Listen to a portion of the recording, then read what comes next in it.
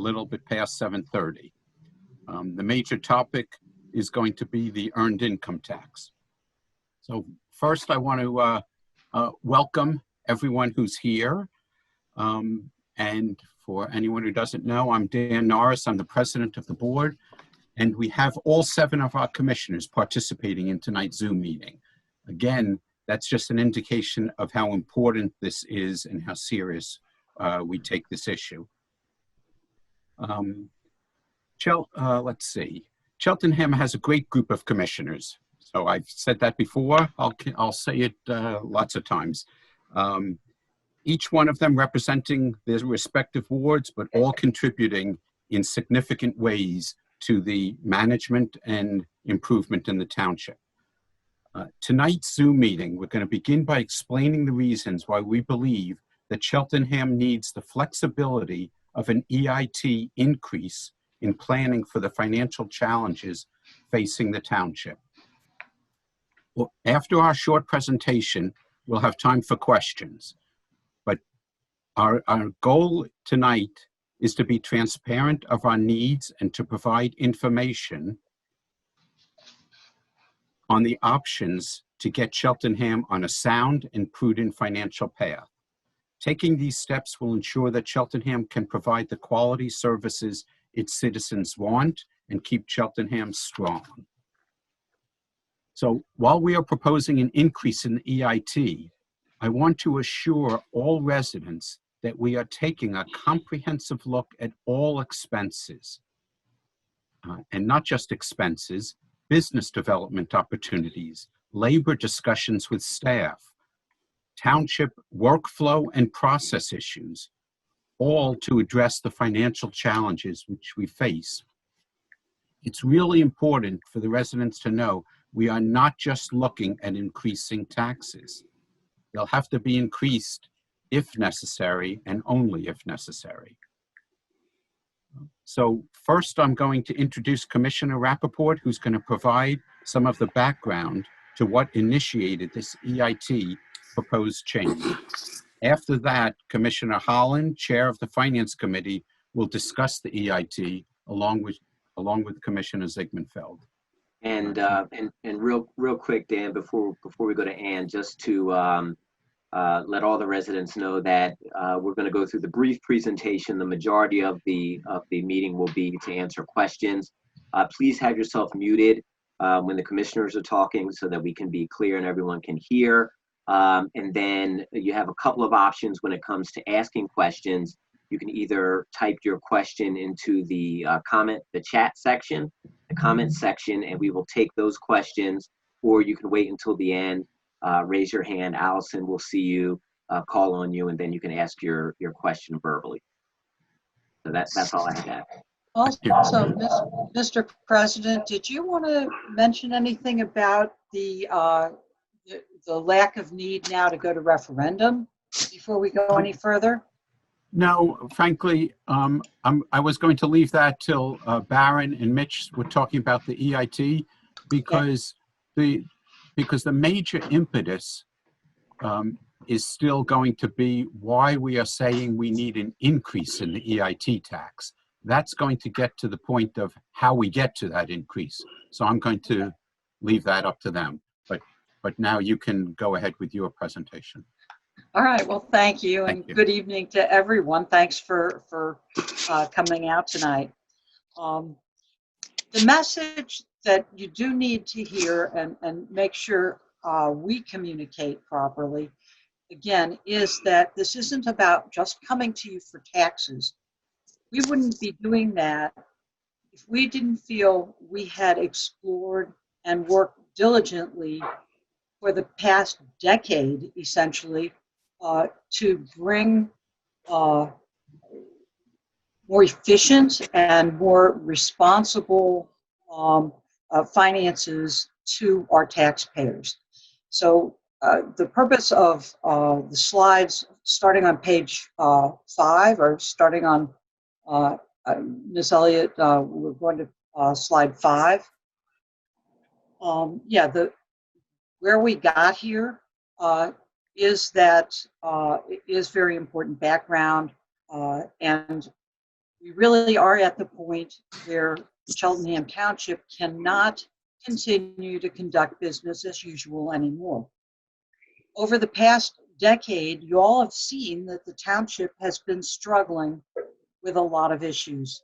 An aged out infrastructure requiring replacement and upgrades, including stormwater management and flooding. We'll be dealing with that at our next Public Works meeting in particular on August 5th. We've been struggling to maintain exemplary services for the taxpayers and businesses. Even though we are lacking technological efficiencies and innovations, we are working hard to make sure that our first responders are getting access to the resources they need. But we've seen and struggled with programming, getting libraries and recreational and historic assets what they need to be the services that we are trying to make sure the township has. We've been dealing with fixed costs and spending as lean as possible. We have a static and shrinking revenue base. Part of that is that our real estate valuation is somewhat compromised. We have a very large real estate burden, as you all know. Part of it is the tax exempt properties that we have in disproportion. And there is some sense that Cheltenham is not a destination that we're considered a cut through to elsewhere. And if that isn't enough, we've got the pandemic. The township has been very transparent. We'll go on to the next slide, please. Very transparent in our efforts to address these challenges, including cost cutting. We've reduced funding to departments and to different services. We've deferred or not filled certain vacancies. We've tried to pursue more favorable insurance arrangements, delayed or dropped capital costs, capital projects. We sold the sanitary sewer system. We have stricter oversight of contracts, of cost overruns, even of matching grant investments. We're trying to improve the township's appeal by greater enforcement of property maintenance, by revising the zoning code, which we did, the revised and streamlined saldo, by providing tax incentives to developers, and so forth and so on. We have tried alternative revenue generation to repurpose, lease, or sell township properties and assets, to recruit businesses, to close loopholes, to update user fees and penalties for violations just to cover the costs. But this has not been adequate to really solve all the problems. So we went to various studies for operations, management, and finances. That includes the fire services study, the pool study, the stormwater management utility, which we'll be, as I said, talking about early next month. And bottom line is it's all part of, and of course the PFM, which is part of what prompted the EIT effort. So it's all part of a systematic effort, and I think that's the background that brings us up to this point, and I'll turn it over to some of my colleagues at this point. Thank you, Commissioner Rappaport. And Allison, we can go back to the second slide, the fiscal situation.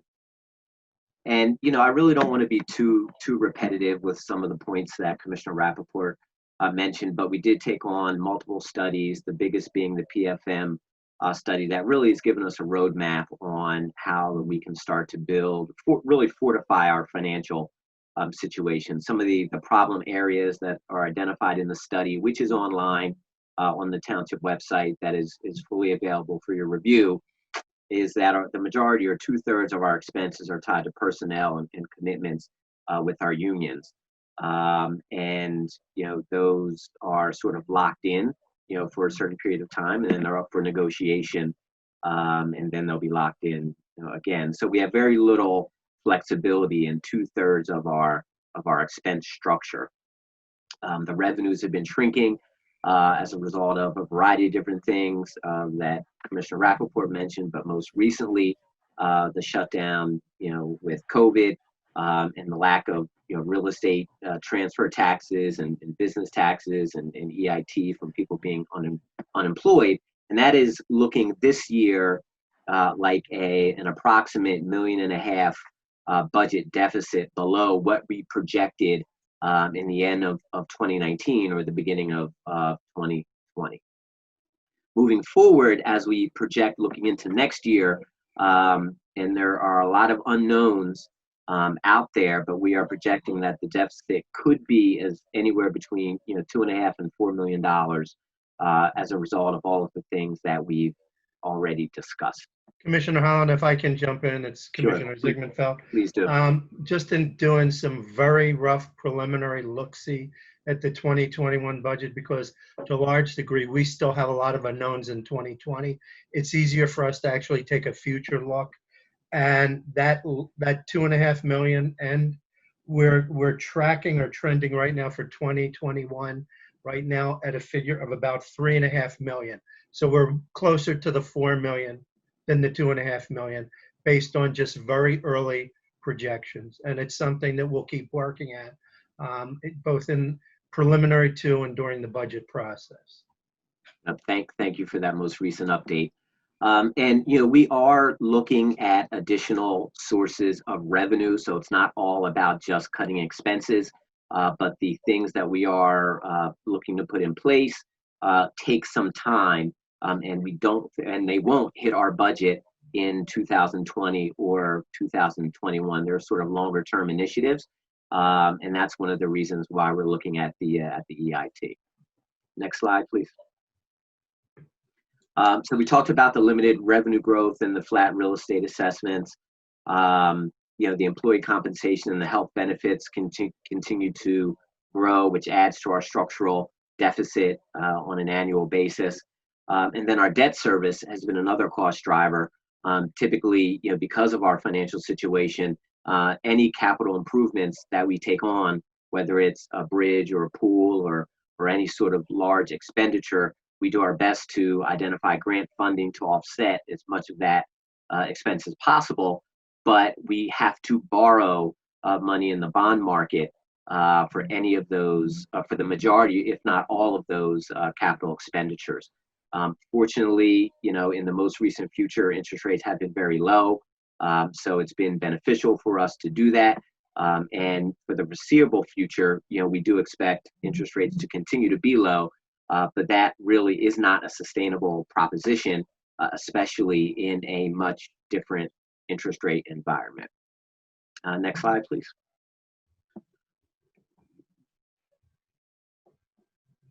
Next slide, Allison. Thank you. So this is the last slide, and then I'll pass it to Commissioner Zygmunt-Felt. So, piggybacking on Commissioner Rappaport's comments, we have already taken major cost-cutting measures, and staff has done a tremendous job, even pre-COVID, at managing the budget very, very tightly. Again, 2/3 of our expense, we really don't have any direct control over, but that 1/3 that we do, staff has done a really good job maximizing what we can do with that 1/3. We're trying to do things that are different, right? Not relying on real estate taxes, which basically hit every property owner the same, right? Regardless of age, employment status, things of that nature. One of the things that we hear about from our seniors is that it's very difficult for me to continue to stay in my home because of the real estate tax structure. So moving forward with the EIT, will help to alleviate some of the pressure on those who are not earning W-2 income. Federal, state, and county funding sources are limited, and they're really not expected to increase. I did see that I guess there's a preliminary structure for this next phase of support from the federal government. I did a quick read, and it sounds like there's support for school districts. I didn't really see a lot in there for municipalities. So it looks like we are going to continue to need to really operate without support from the federal government as it stands today, unless Just to point on that, Commissioner Holland, that Yes. in the latest review, the House has approved $3 billion, which includes significant state and county funding for municipalities. The Senate appears to be tied to a $1 billion increase, which would basically cut out any support or subsidies that would give us funds for state and for our county and for anything that we have that's resulted from the COVID-19 situation. So right now it's in Washington in the source of debate. So I'm not sure that we're going to see anything come out of it anytime soon.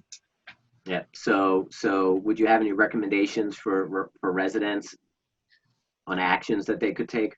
Well, it's really important, and those of you that are here, those of you that have a forum of any kind, is to let, in particular, our two senators know that this is something that's really pivotal, that we're being forced as a municipality to take extreme measures in order just to maintain what are essential services. So contacting Senators Toomey and Senators Casey, along with your House of Representatives folks, but they've already indicated a favorable mindset to supporting municipalities. So please get in touch with your two senators and make sure that they know the urgency and the importance of getting funding to our local municipality. Thank you for that opportunity. Yep, thank you. And lastly on the slide, the point around alternative revenue channels. Staff has really historically done a really nice job at identifying grant opportunities and ways to offset additional costs. But due to the pandemic, we are expecting for those opportunities to be limited and more sought after and become more competitive, as there are less funds out in the grant world. So we would anticipate not getting what we have typically gotten in the past. So with that being said, I'll pass it over to Commissioner Ziegler. Allison, I think we need to go to 12. There we go. As a result of literally the last year of discussions and then the last 4 to 6 months of meetings, the board, township staff and leadership and our consultant recommendations have come to this conclusion. We want to implement an earned income tax increase of up to 0.5% for the township. And that's potentially a meaningful amount of money. In this year's budget, that 0.5% on the earned income tax is going to be worth somewhere between $2.5 and $4 million. Again, we don't know just what the situation is until people are filing taxes, until we're seeing the collections from the third party Berkheimer that's pulling in the funds. But it represents our best short-term option. It was recommended by both the financial management company and then looking at what the township needs. Our current taxes are 1% on the earned income tax. 0.5% goes to both the township and the school district. And just so those of you who weren't in the first session are aware, their township earned income tax increases have been implemented in some neighboring municipalities.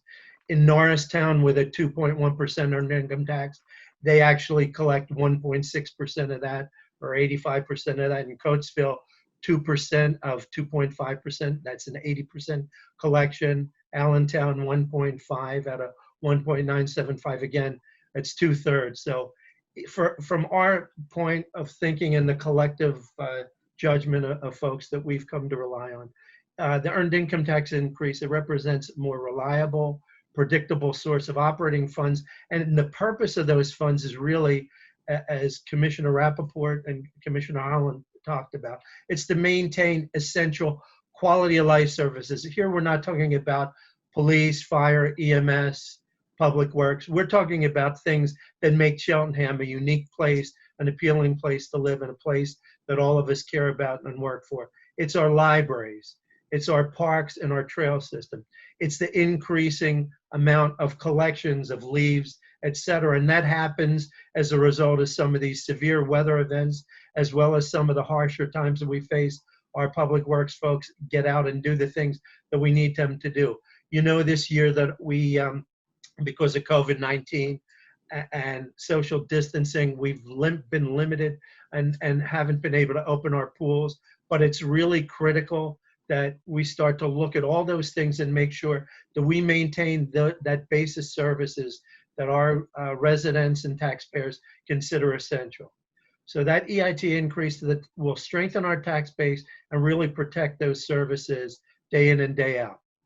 The other thing that weighed in on looking at this, as opposed to just doing an additional real estate increase, is that proposed increase only impacts those who receive a paycheck.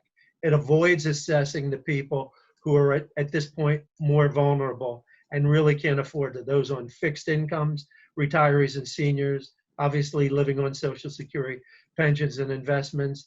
And in particular, it's people who have been impacted by being laid off during COVID-19 or furloughed.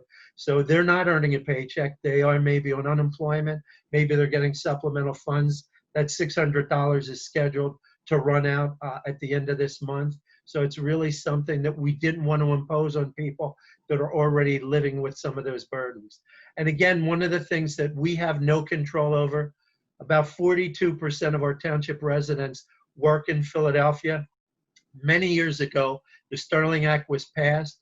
And what that does is that allows Philadelphia to collect from people that live outside the city up to 3.5% of the city wage tax, which then makes them not eligible to pay the township earned income tax. So what that does is it really puts us in the position of allowing for this earned income tax on folks that about 60% of our residents that are working either inside the township or neighboring municipalities other than Philadelphia, they would be eligible, and there would be a very modest increase on their current taxes that are being withdrawn, you know, before they even receive their net pay. Next slide. And while you're doing that, if I could just add, for a frame of reference, for an individual that's earning $50,000 in income, the increase in taxes would be $250 annually, and if they were on a biweekly pay cycle, it would be approximately $9.61 every paycheck, just to give you kind of a frame of reference. And that's at the maximum increase of 0.5%.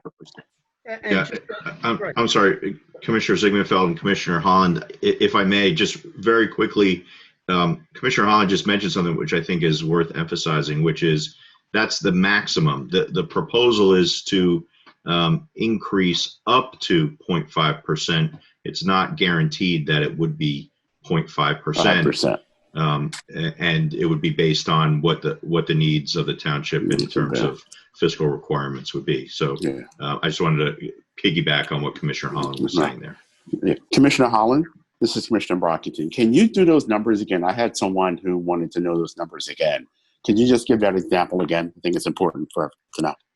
Sure. So an individual who has earning income of $50,000, if we needed to use the full increased amount that we're proposing, which is 50 basis points, that would be an additional $250 on top of your normal EIT that you would usually pay, but an additional $250, which would break down to $9.61 if you get paid every other week. Does that help, Commissioner Brockington? Yes, it does. Okay. I think that's important. Yes. Yeah, and here's another, I think because many of you have raised questions about the transfer of the sewer fees to Aqua. A lot of people didn't take into account that when they would get, when you would get your sewer bills from the township, it was a one-shot deal. You're now having that distributed over your 12 months of fees from Aqua, both for your water service and your sewer service. So what we're trying to do is make it less onerous, less difficult to afford, and almost, invisible to the time that you're getting the paycheck. As Commissioner Holland said, that's a $9.61 if you're on a every other week pay period. It's not something that's going to be concerning or noticeable, as opposed to having an additional $250 one-time hit on your next township tax bill. So we're trying to think of cash flow and trying to make the situation a little more livable. In terms of the voter referendum process, and I know somebody mentioned earlier the fact that there was a bill passed in Harrisburg, SB 1188, which Senate passed, the House passed, and it was signed today by Governor Wolf. So it may make the need for a referendum unnecessary. However, it was our collective decision that in order to discuss something as significant as an increase in the earned income tax, we felt the obligation, even before we knew that 1188 was passed, that we wanted to share this with the community, have town halls do as much disclosure as possible.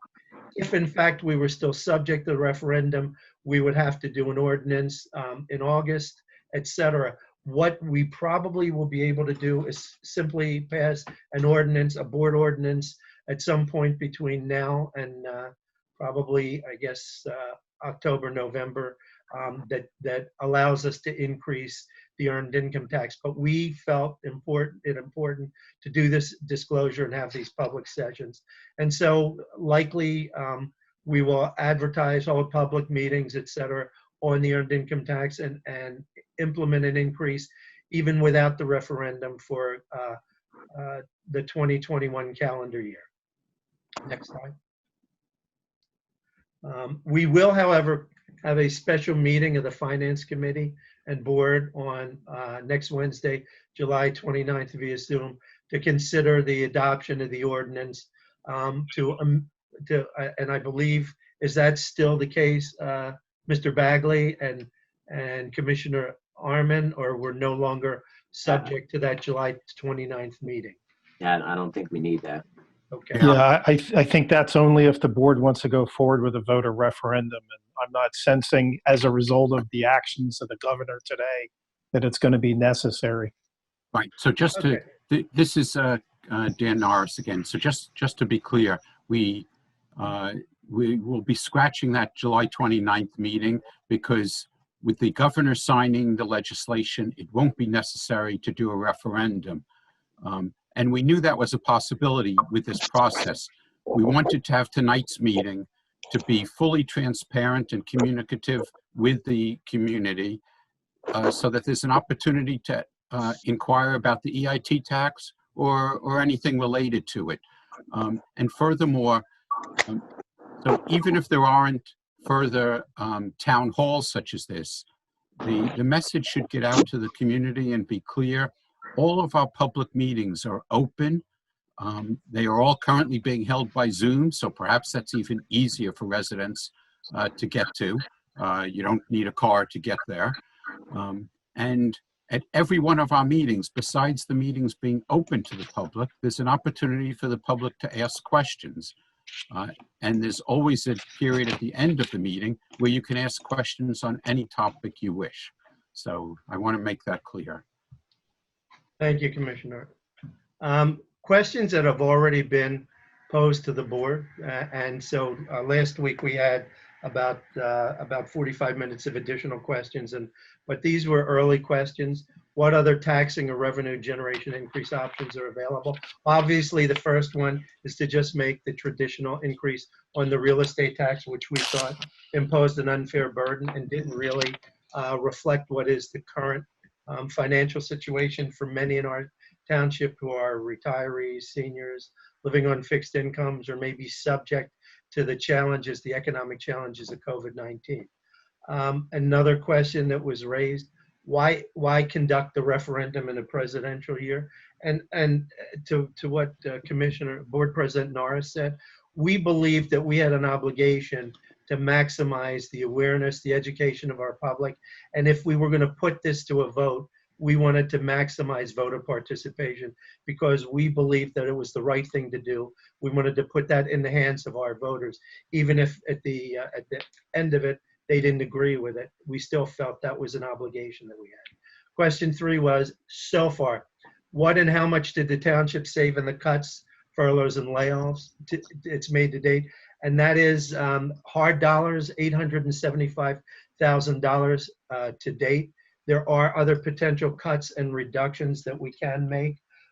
We've had some negotiations with our library system, so there have been some reductions there that we're hoping that there may be an opportunity to restore some of those cuts and some of those positions. We're looking at anything, and it was mentioned before, contracts that we can either reopen or renegotiate.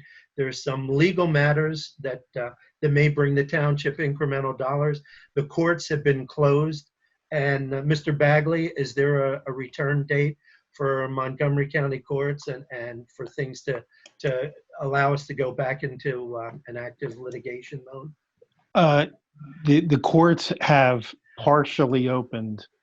They're still operating by Zoom, but I understand Bucks County is having live trials, but I'm not aware that that's happening yet in Montgomery County. Okay. So as soon as those opportunities are there, if there are funds that we can recover from different disputes or different situations, we'll do that. How will basic and other services be impacted if we weren't able to pass and now it's the EIT? Well, the reality is, as Commissioner Rappaport pointed out, we have all these quality of life services, the libraries, the pools, and things that we've all come to, the art center, things that we've come to expect as part of Cheltenham. So not having those really changes the identity and the appeal of the township. And that's not something that we as a board would tolerate or want to happen under our watch. Is there an alternative? And we've already stated that SB 1188 has been passed. It was stalled in the House. It passed and it has been signed. So it clearly gives us an opportunity to do things. Last question, what about sharing the increase with the school district? The two entities, the school district and the township, operate really as separate municipalities with certain shared and collaborative issues. And frankly, the actions that we are taking now have to do with trying to maintain, preserve, and put into a healthy footing our financials for the rest of this year and for the next 3 to 4 years. In the PFM study, it showed that we could have deficits as much as $7 million by fiscal year 2025. That's not something that this board is willing to live with. That's not something that this board is willing to share with our residents. We want to be responsible. We want to have very solid fiscal footing, both for the balance of this year and for all the years that are upcoming. And this board has an obligation to make sure that we can represent and warrant that the quality of life and the basic services that you expect from Cheltenham Township are going to be maintained. If there are things that we can do cooperatively, collaboratively with the school district, that's great. But for purposes of the integrity of this move, it has to be exclusively to that up to 0.5% exclusively with the township based on what our deficits are going to be. So that's really it. And I believe the next slide opens up to questions. Oh, I'm sorry. If we weren't able to pass the EIT, because again, we're no longer in that referendum mode, and we've all talked about it, reductions in the services, libraries, parks, trails, etc., and all the amenities that you come to expect. There would have to be dramatic increases in the township real estate tax millage that would be in addition to whatever school district tax increases are upcoming. It would apply to every homeowner, seniors, retirees, the unemployment, anybody who in fact owns a home and is paying those taxes. And the other thing that would happen is our renters would have those rates likely passed on by the landlords, so they would feel it directly. Just to give you an example, in fact, our commercial properties, some of those have what's called a triple net. So the the renters in those properties, the businesses actually directly pay the taxes that are due by the landlords. Point three, we may have to have increases in some of the commercial tax rates that would hurt the attractiveness of outsiders wanting to invest in businesses, retain or expand their businesses in the township. We've already experienced reductions and expected reductions as a result of COVID-19. And at this point, all those other tax rate potential increases would be a less predictable source of revenues through fiscal 22 than the earned income tax. I believe that takes us now to the citizen questions. If you want to take over again, Commissioner Holland, you did so well last time. Sure, thank you. So I know there were a couple of questions in the chat.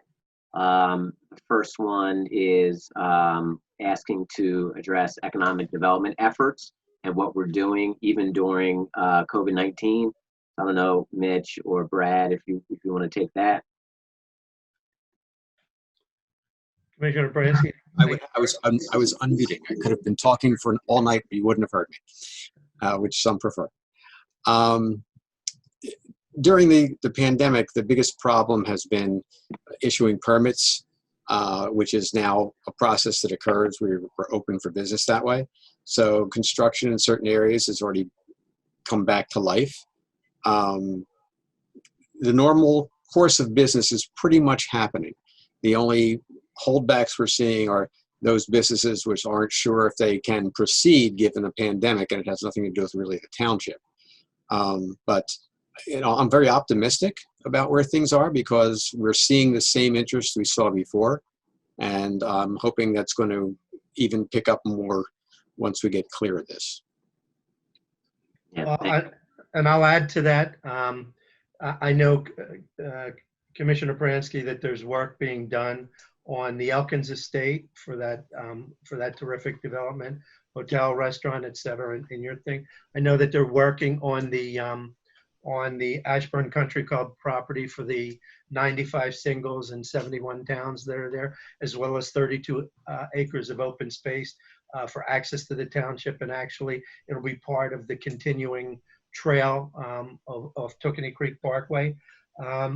There is activity, and the Creekside Market and Tap is actually in state about to reopen sometime next week. So that'll be publicized shortly with at least 3, possibly 4 base businesses, food businesses, et cetera.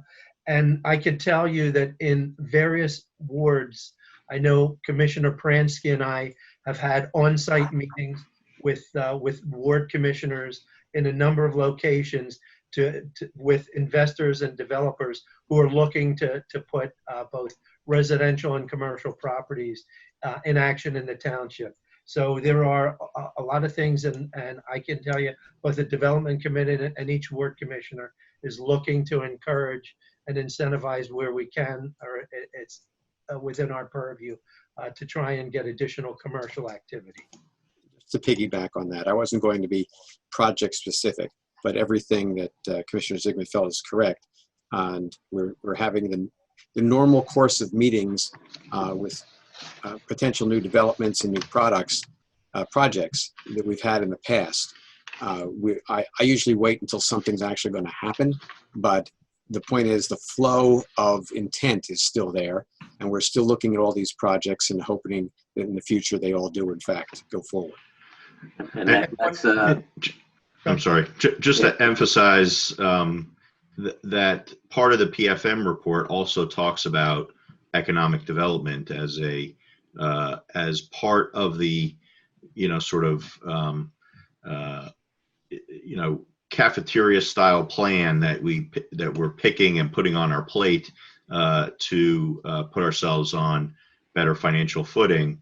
And by enhancing business here in the township, and this I think may get to one of the other questions, by increasing business here in the township, we increase opportunities for people who live in the township to work in the township and not have to go to Philadelphia to work and pay a higher earned income tax, which I think one of the questions asked us to compare Cheltenham's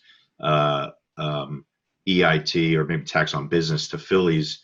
The EIT, I think, as Commissioner Ziegmanfeld stated, for Philadelphia is 3.5%. Here it's 1%, and we are proposing to increase it up to 1.5%. So it would be appealing for residents to be able to work here, right where they live, which I think has multiple benefits going forward. Yeah. I just want to say, if anybody doesn't hear anything, you should know that these commissioners, economic development is very important to us. It's not something you may not hear us out there talking about it every day, but it's on our plate. It's something that's really, really important to these commissioners.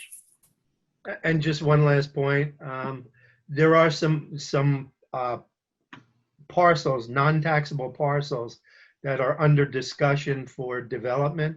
And one of the things that the development committee and this board hope to do is encourage properties that currently are not tax rateable to become rateables, which would be a very positive thing. So those kinds of little things can make a very significant difference and take the burden off of our taxpayers and our commercial property owners.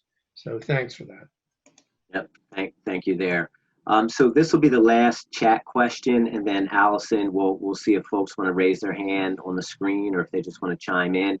But there was a question around, with the interim township manager and a potentially new manager, are we going to be looking for more cost savings and better, more efficient ways to manage the operations of the township? And that is absolutely the case. We're in a place where we have some very qualified candidates for that role, and we look forward to making a decision in the future that is in the best interest of the township. And yes, we will be looking for ways to operate more efficiently as we move into 2020 and beyond.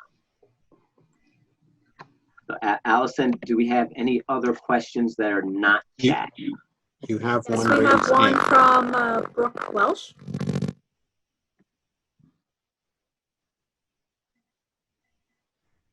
Hi, how you guys doing? Good Hey, evening. Brock. Hey, Brock. Nice to see you. Yeah, it's good to see you too. I have a question. It's just for clarification because I feel like I've heard this enough times, but certain pieces still get lost to me. This tax rate. So right now the EIT gets split between the township and the school district, correct? Yes. Will this tax rate increase still be split between the township and the school district? No, it will just go to the township. That's correct, directly to the townships. Okay. All right, that was my question. Thank you. This one from Robert. Next, Mr. Hislop. Robert, unmute. Hi. Good evening. I wanted to get my hand up. I really don't want to do this, but I saw that there were no others. So first of all, I guess the good news, I really do agree with most or all our analyses regarding the earned income tax. So let me just say that right there. The vehicle itself is the most fair. There are a few troubling things, and most of it is the 6-to-1 on the school side, which is not a part of this discussion. It's not in your control, but it is a burden. And I think the most important thing to remember is the average income of residents in Cheltenham Township, particularly when you're dealing with union costs, and your union costs are probably nothing like the union cost of the school district. But that's where I think market forces need to take over. If there's a college degree, fine. If not, you pay what the market demands and you're fair to people. I don't really want to get into that discussion tonight. So some troubling things in the presentation tonight.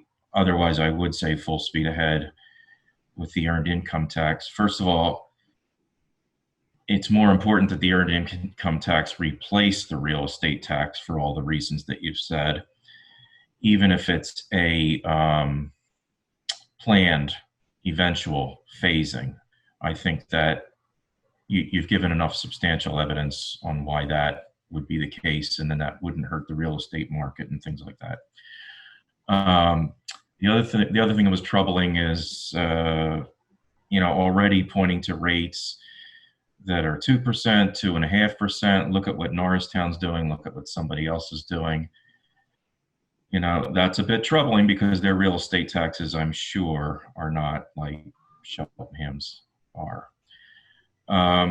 Next, it starts to remind me, or it starts to look like Philadelphia, and it's 4%.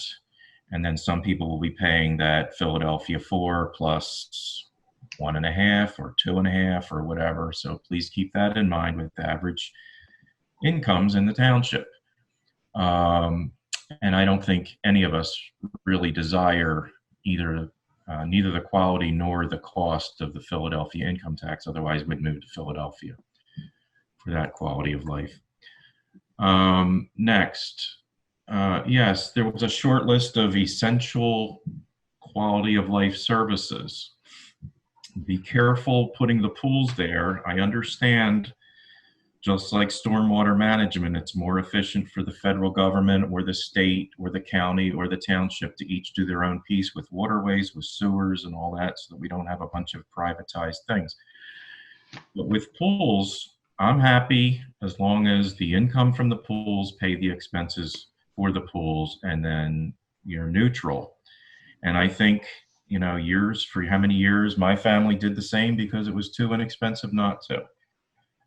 Family membership was cheap. Somebody was saying on social media, well, the other alternatives are $1,000. I don't know if $1,000 is a year or a season, but if that's what it costs, I think, and you're about to decide, do we do a shell? Do we do a pool replacement every 30 years, every 50 years? Please, your annual fees, I'm okay with you providing that service. And if you want to incorporate that in quality of life, but it's not only got to pay the annual costs of your lifeguards and your maintenance, it's got to pay the long-term cost. And that may be about it, except for one other, one other thing. Last meeting, Commissioner Barron mentioned when I said similar things about cutting costs as much as increasing taxes to offset and to double that effect. He reminded me that if the public doesn't come out in full force, then that's going to be hard to implement. And I get that, but remember, we're not a democracy, we're a republic. You're not going to get majority rule all the time where it should be. Think of the sewers, think of the Wawa, I'm sure there are others. That's why we have 7 ward commissioners. And that's why you, a lot of times, do what's best. And then once again, I have to tell you, the reduced services for these past few months, I have had very little impact. Now, the furloughs, they hurt those employees. The budget is affected this year only. But I'm not so concerned about the annual cost, it's the rates. Are those rates fair? And Public Works, with regular hours and overtime, and I'll quit here, they're called on to do a lot with fewer people, but just make sure that those salaries and overtime and the number of people and shifting due to emergencies, all that, because I think those things are critical services. And, you do have a market. So I'm concerned with income, average income. Thank you. Thank you. Can I jump in with a couple comments to Mr. Hislop's question? One of the things you just stated was that, it only affects this year, the cuts and also the shortfalls. But we know that when the business taxes are filed for next year, there will be dramatic reductions just based on COVID and based on what we see as the trends. We can't really project out at this point. We have an approximate 1.5, 1.6 million that will be known shortfalls just based on what the trends are now. For next year, if say, a significant number of our retailers, our food service facilities, all of our larger employers have reduced staffing and that kind of thing, what you will have is a situation where, again, we're trending to somewhere in the neighborhood of a $3.5 million deficit next year. So it's important for you to know what the adjustments we've made for this year help to defray some of the shortfalls that we have. But next year, we have a significant impact from COVID-19 that we'll have to anticipate in the budget planning and that kind of thing. And that's why part of the solution here is the proposed increase of 0.5% on the EIT. So thanks for your observations, Mr. And just to add on to what Commissioner Zieggenfeld said, I mean, Mr. Hislop, you raise a number of good issues, right? You talk about fees, you talk about personnel costs. These are all things that are on the table, right? These are all things that are highlighted in the PFM report. These are all things that, frankly, this board has the will and the intestinal fortitude to look at and address, and we may decide to focus on certain things over others, but frankly, that PFM report is a roadmap that we intend to use over the coming years, and we really intend to explore as much as we can. And this is really just, in my view anyway, the first step, because frankly the report just came out, and this board has committed to pursue it in an expeditious fashion. Okay. Hey, Allison, I just wanted to say something to you. Can you let the residents know where they can find a PFM report on our website? Because we're talking about that a lot, and people may not know, like, where is this report? What is this report? Can you let the residents know where they can find that PFM report? Might I suggest, at least for the short term, we put a direct link on the homepage? Because I get I can show you exactly where it is. Under Hot Topics, if you go to our website on the homepage, on the blue bar on the left side, the very first link is to Hot Topics, and that's where it's located. So under Hot Topics? Correct. Okay, hopefully everyone heard that. Thank you, Allison. Go ahead. I'm sorry, Ann. No problem. That's important. Now, I wanted to follow up again on Commissioner Arman's comments and Mr. Hislop's comments about user fees. Again, as we saw in the earlier PowerPoint, that's not new to the PFM report. We actually have been rectifying some of those user fees, like the payments for the pools, over a series of years. The thought and the discussion, this was done in public meetings over the past few years. The thought was you don't increase, they had fallen actually significantly behind costs over the last decade. And the thought was you don't rectify whatever it was, maybe 10 years of lagging fees in 1 year. That's really a tough blow to the families and to the users. So it was being done in a gradual, incremental fashion, but the idea was to catch up so that indeed all of these things were paying for themselves, or at least helping to pay for themselves. So there is a certain amount of perhaps cross-subsidization that a municipality is going to do for its residents. But by and large, we're trying to get those people who use the particular service to help pay for that particular service. So thank you. Thank you, Commissioner Rappaport. Couple of questions on chat here, around tax shelters for nonprofits, which is federal law. So we really don't have any impact on that. It can be changed really only if you know, it's changed through federal law. Brad, do you want to touch Can I on? add something to that, Commissioner Holland? Sure. And then Brad, if you want to touch on our selling of township-owned parcels that are township-owned. Well, those would be the township-owned parcels. Right. After Mitch. Go ahead, Mitch. You know, the point about the nonprofits, that's a challenge that we've had because we've been looked at as a special kind of community where lots of different religious and cultural organizations have seen us as a place where they wanted to locate our headquarters. And then, you know, they bring a 501c3 status in, and that has to be respected. As I mentioned before, one of the things that we look at where we have non-taxable or non-contributing locations is to see if there is somebody that is looking to make a move out of the township or is looking to sell, that we're trying to create the climate or the atmosphere for those to be moved into the tax rateable side. So it's not something that really is at our behest or our initiative. It's really something that we've had to deal with or live with, and our expectation is to try and create a more attractive investment climate so that we'll get more tax rateable properties or tax exempt properties converted into tax ratables. Yeah, Yeah. really quickly, just to add a quick point, and then a couple of other commissioners. And, you know, we kind of get penalized two ways, right? So we were created as a bedroom community. So, you know, we don't have that strong commercial base. So we underpunch our weight compared to other communities from a commercial perspective. But then we overpunch our weight when it comes to nonprofits. When we look at our 9 square miles and our population, we have way more tax exempt entities than our neighboring communities. So there were a bunch of other people that wanted to chime. I know Ann wanted to jump in.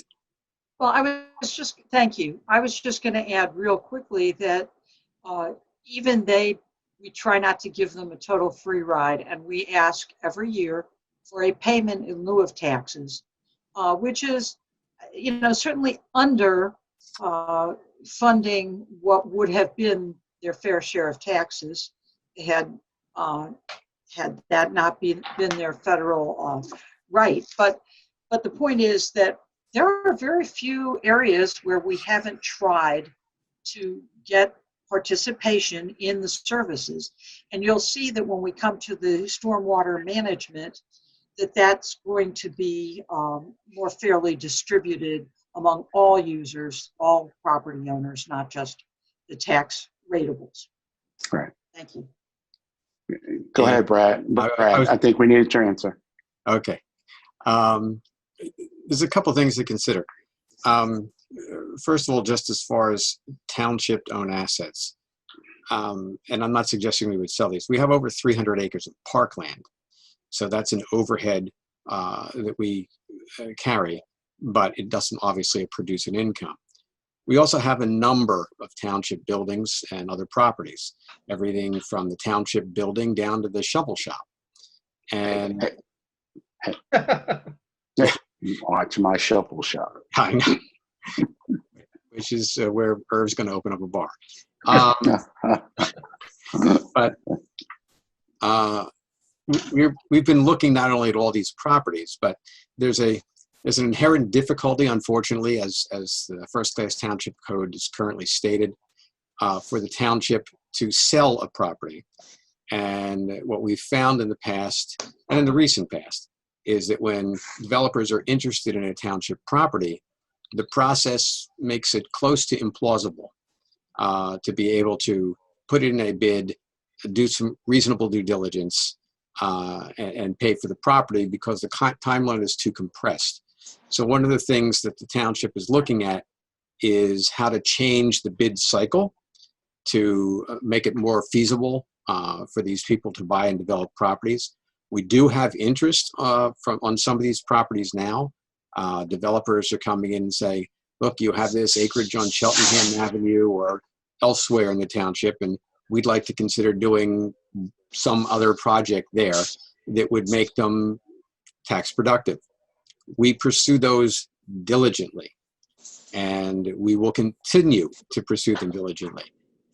In conjunction with that, we have acreage owned by companies or private residents that is also either non-productive per se or under maintenance requirements that should be stepped up.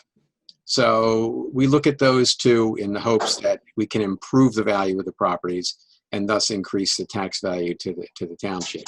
But this is a constant thing, and it is never an issue that's off the radar.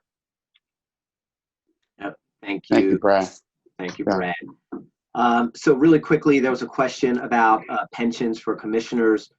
So if you look at our annual budget, there's a line item for commissioner compensation where commissioners earn a stipend of $6,000 a year serving as a commissioner.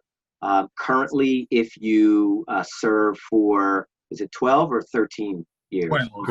12. If you serve for 12 years, you would have the opportunity to earn a pension that equals your income, so it would be $6,000.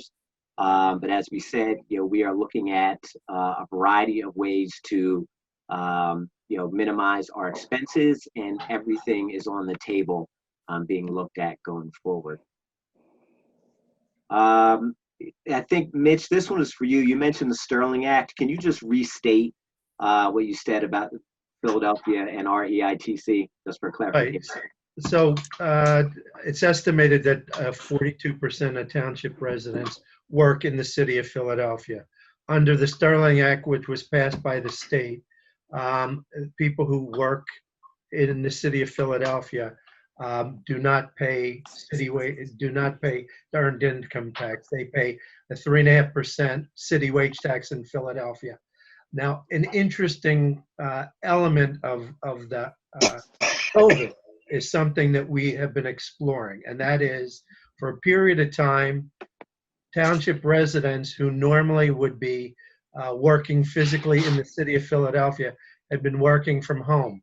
It is our understanding that a number of large employers in the city of Philadelphia stopped collecting city wage tax when they instructed their personnel to work from home. We're exploring the possibility or the potential to actually look into and assess for a limited time period if they were quarantined or at home working for a 3-month period. If that's something that we can track, we would then request that they are eligible for that 3-month period to pay the 1% now Cheltenham earned income tax.